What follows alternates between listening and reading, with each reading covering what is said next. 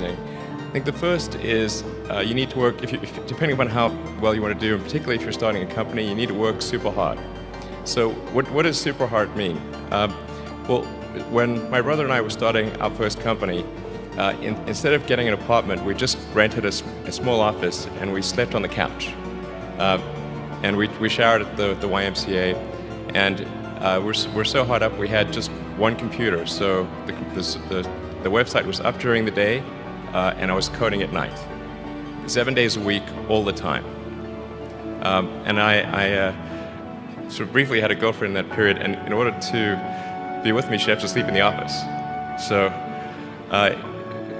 work hard, like every waking hour. That's the thing I would say particularly if you're starting a company. And I mean, if you do simple math, you say like, okay, if somebody else is working 50 hours and you're working 100, you'll get twice as much done in the course of a year as the other company. The other thing I'd say is that if you're creating a company or if you're joining a company, the most important thing is to attract great people. So either join a group that's amazing, that you really respect, or if you're building a company, you've got to gather great people. I mean, all a company is a group of people that have gathered together to create a product or service. And so depending upon how talented and hardworking that group is, and the degree to which they are focused cohesively in a good direction, that will determine the success of the company. So do everything you can to gather great people if you're creating a company. Then I'd say focus on signal over noise. A lot of companies get confused. They spend money on things that don't actually make the product better. So, for example, at Tesla, we've never spent any money on advertising. We put all of the money into R&D and manufacturing and design to try to make the car as good as possible.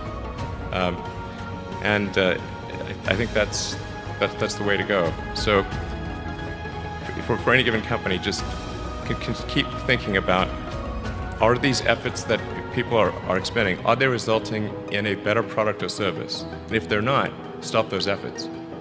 And then the final thing is to sort of don't just follow the trend.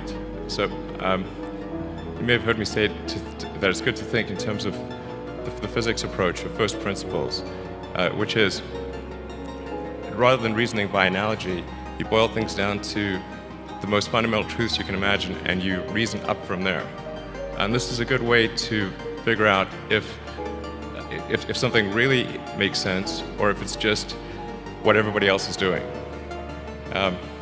It's hard to think that way. You can't think that way about everything. It takes a lot of effort.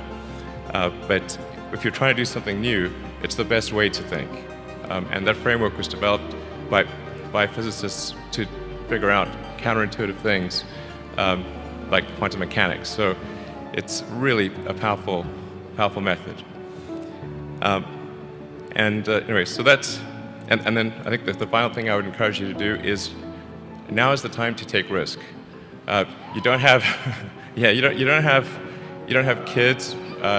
Your obligation. Well, sorry.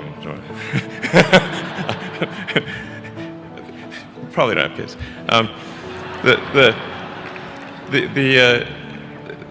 But as you get older, your obligations increase. So and once you have a family, you start taking risk not just for yourself, but for your family as well. It gets much harder to do things that might not work out. So now is the time to do that before you have those obligations. So I would encourage you to take risks now. Do something bold.